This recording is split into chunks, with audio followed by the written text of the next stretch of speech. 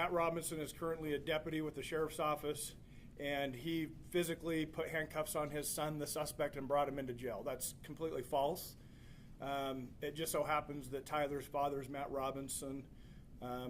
There was some information about a retired deputy, so somehow that got blurred in the media, and I want to make sure that we're walking that back as best we can, because Matt Robinson, my retired deputy, has been been harassed. He's had to leave his house at this point. So whatever you can do to help walk that back, I'd appreciate it. His family would appreciate that. So getting into the details. So obviously we knew Charlie Kirk was assassinated at UVU in the afternoon. About a 33-hour manhunt ensued, and I was winding down for the evening. And at exactly 8:02 on the 11th, I received a call from a friend of mine who happens to be a retired detective that worked for me for many years. I didn't put that out there initially. I wanted to protect that individual as much as possible. Unfortunately, in the court documents, which is standard, he was referenced as a retired Washington County deputy. So I didn't put that out there. It was in the court docs. I was trying to protect even that information and just saying retired law enforcement in general. So I get a call from my friend, and his said, "Hey, how you doing?" Good. And it's not, he's been retired a few years. We'll call each other. It's not unusual for me to get a call from him or vice versa. And at 8:02 p.m., he calls me. Hey, I can tell his voice is kind of shaky. So my first thought is, who died? Like who's he going to tell me that died? And then I couldn't fathom what actually came out of his mouth. So he said, "Hey, I know who Charlie Kirk shooter is.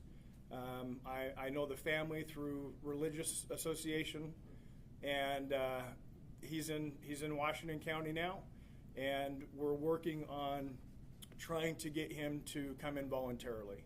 During that phone call, some information was provided about Tyler potentially having some suicidal ideations, was en route to a remote area of Washington County. The parents convinced him not to do that, and conveyed that they would stand by him and help him surrender peacefully. So at that point, that phone call was 1 minute and 41 seconds. I immediately called Sheriff Mike Smith in Utah County, who I knew was at the incident command in Utah County. So for about 40 seconds, I'm telling Sheriff Smith, "Hey, I'm confident we have the shooter in Washington County. We're working on getting him to come in and surrender at my office." We didn't have him yet, and after about 40 seconds, Sheriff Smith's like, "Wait, what are you talking about?" So he was shocked, as I was, to hear the news, and so I repeated myself. He said, "How credible is it?" I said, "I trust this guy that called me with my life, and I think it's time you need to get your people." The lead investigators headed to Washington County. Within the hour, my friend drove Tyler and his parents to my office, where he was greeted by plainclothes detectives. So that was part of the deal. Is Tyler knew it was just inevitable with all the law enforcement pressure that his picture in the news, the gun on the news. He knew it was inevitable that he would be caught. He was fearful of a SWAT team hit on his house, or he was fearful of being shot by law enforcement. So part of the negotiation and getting him to bring himself in was that we would treat it as delicate and as soft as possible to make him feel comfortable to where he would show up at my office, and that's exactly what happened. So since we weren't the lead agency, basically it was about a 2.5 hour waiting in a room, not communicating with the suspect.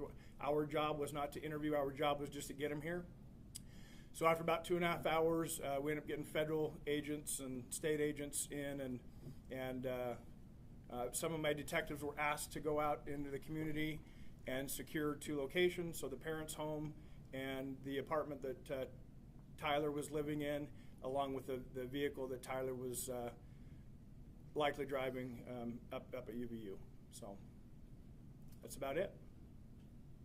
Sheriff, how would you characterize that former law enforcement friend of yours as a doing something good here. Yeah, outstanding. He deserves full credit. I think that a lot of it is just the community relations, right? So Tyler's family trusted this individual.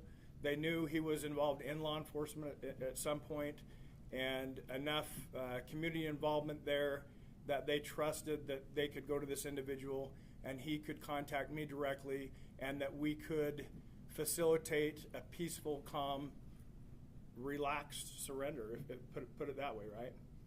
Make him comfortable for a couple hours, make sure he has water, no communication until the lead investigators arrived. Sheriff, you mentioned you got a call from a retired detective. What went through your mind in that moment when he told you what was about to happen? How did you negotiate with Tyler or his family? And what were your first impressions when? Shock, right? So like I said, I couldn't imagine the conversation that occurred in that minute and 41-second conversation.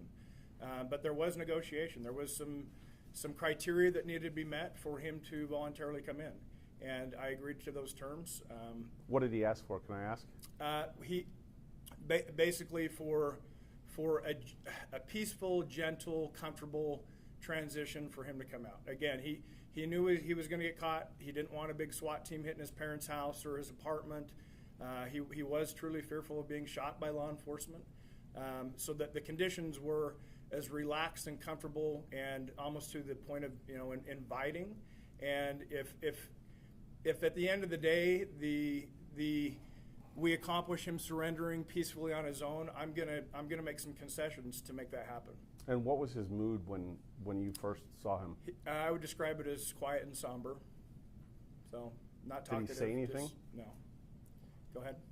There's been reports that this family friend was also potentially a youth pastor or connected through the church. Is that the same person? No church leadership, just an association through the religious. Was it somebody in their ward, LDS ward? Yeah, I would say that, but not in leadership. Unfortunately, the bishop of that ward has been drug into it because of some of the media reporting. But that's not accurate. That's not accurate. About the bishop. Yeah, the bishop wasn't involved in this. But you're not releasing the identity then of the family friend. No, absolutely not. If you can speak to it, did the sheriff's office have any interaction with Tyler Robinson in previous incidents? I've been asked that a few times, so it's well known, it's in the media. Tyler's apartment was in St. George city limits. The parents' home was in Washington city limits. So since the sheriff's office is primarily patrolling small rural communities, the unincorporated areas of the county, if there were any calls to the residents in St. George City, the highest probability that just St. George City would handle that, not the sheriff's office. So I don't have any data that would support that one way or the other. Sheriff, have you interviewed his roommate, Robinson's roommate, No, Lance Twiggs? we're not the lead investigators, so we wouldn't be doing that. Sheriff, how would you characterize the parents of what you knew that night? I don't know anything about them. What did they mention in the phone calls? No. Sheriff, how do you feel about the fact that this surrender happened as it was in the police office, a police station, and kind of was peaceful, inviting as you framed it, and not like a SWAT situation or a big operation that had happened in the neighborhood? Right. That made him comfortable enough. The conditions were satisfactory to him to where he ended up getting a ride with my friend to be dropped off here. We did have some initial discussion internally. So I run the county jail, and we have to think ahead. So what if Tyler ends up staying the night in our facility? What does that look like? Because of the circumstance, he was driven to Utah County that night, I'm going to say maybe about 2 in. So that took that weight off us on how we're going to keep him safe in our facility and talking about constant supervision and things like that. But that didn't occur. So. How did you feel about that? Having a surrender at the police office versus something else? Well, obviously it was a big deal. Not only national but international. You're seeing people mourning all over the world for Charlie Kirk, and to have that happen, I've had thoughts and heard comments about, this kind of stuff doesn't happen in Utah. Unfortunately, it did. But then to have the suspect be a Utah resident who literally went to the same high school I went to. I mean, we're like 30 years apart, but I went to the same high school. He happened to go to the same high school here in Washington County. So it's a double shock factor that one in Utah, and then the suspect happened to be homegrown Washington County boy. So It was just before 9 p.m. What did you do once he got here? Did you put him in handcuffs? No. Nothing? Nope. Made sure he had water, made him comfortable sitting on a couch in an interview room, and just sat on him until the lead investigators came in. So his parents didn't say anything at all? No, not again. That was not our place to ask questions. It was just, we have you here. We're in a holding pattern until the lead investigators get here. So that wouldn't be in our wheelhouse. We wouldn't even have attempted to interview any of them. Sheriff, can you provide some more details about this detective in front of yours, retired detective? Was he a member of your homicide unit, violent crimes? He was a detective. He was for many years. He was a detective. So in our agency, our detectives, like some cities, you have detectives just working homicides or just working sex offenses. Ours is all encompassing whatever case comes next, and you have the smaller caseload. You're going to get whatever case that is. How long has he been out of the force? About 3 years. How grateful are you the fact that this ended the way it did and not in a violent outcome? Oh, very, very, very much. Like I said, concessions were made to make that happen. So if, again, peaceful surrender, make him comfortable. He's accused of a horrific crime.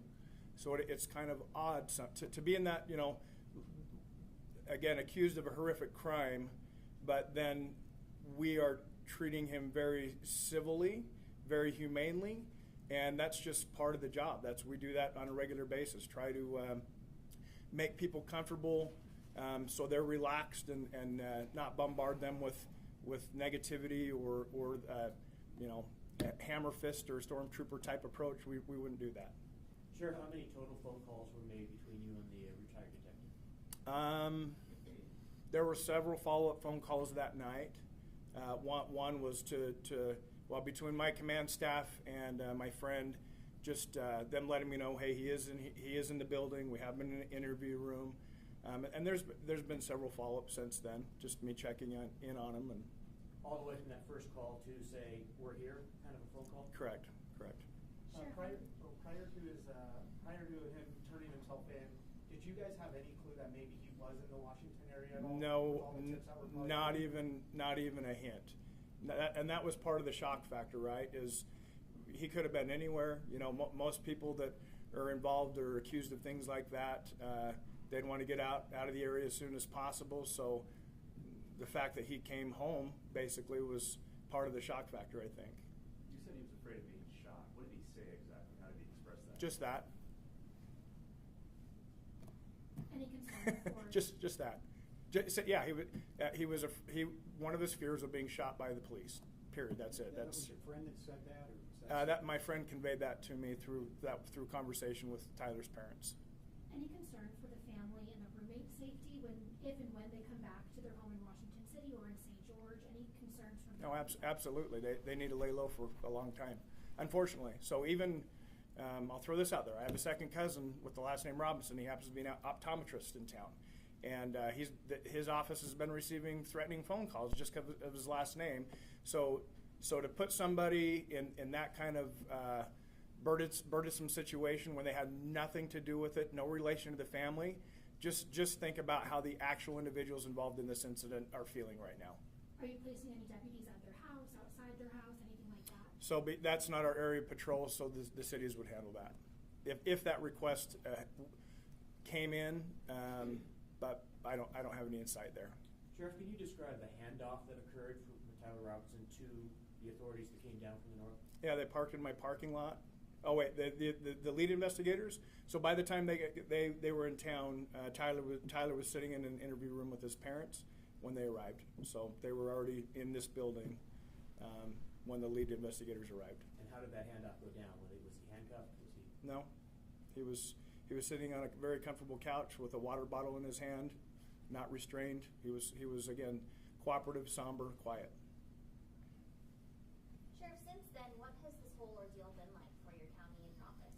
I've all of a sudden received a lot of media requests. So that's what's changed in my world. So the parents were in the room, in the interrogation room. Correct. while you were- Correct. That was part of the negotiation to get him here is that the parents would be with him when he arrived. Can you explain the last moments that did they hug? Was mom crying? I Dad don't crying? have any detail on that. I'm sorry. And he was turned over to FBI or state? It's a joint investigation between the FBI and the state of Utah primarily. Anytime anything this large scale happens, it's all hands on deck. So we're going to need a lot of, just covering the campus and securing the crime scene up north. We've had, active shooter incidents down here recently where every law enforcement wearing every uniform in the county is going to go to those types of scenes. And just to be clear, he was not handcuffed when he was taken? Correct. He was not handcuffed. No. Did the sheriff's department help secure the perimeter? Office. Excuse me, thank you. The office, didn't you help secure the perimeter or the? Yes. the apartment? So since the lead investigators were 3 hours north of us, it took them a while. So that was again, I describe it as an agency assist. We went and just secured the homes. We didn't search the homes. We didn't communicate with anyone within the homes. It was just, we were just locking things down until they arrived. That was Thursday night? Yes. Thursday night. Yep. Is the roommate in protective custody or? I don't have any comment on that. How would you characterize the interactions between the parents of Tyler and Tyler in the time that they were sitting here? They were together. That was it. I can't point to any emotion or body language or anything to that. They were just with him. So. Was he recorded in that room? All of our interactions in that room are recorded. I know there was some discussion of him being potentially suicidal instead of surrendering when he was in the holding room here. Any concern about that? No.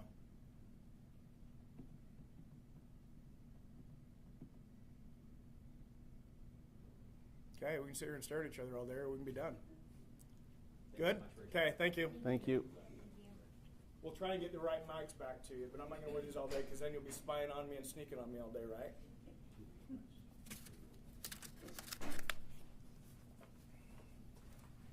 You know which one's yours? Yeah. Oh, the wireless one, of course. St. George News has the fancy wireless stuff.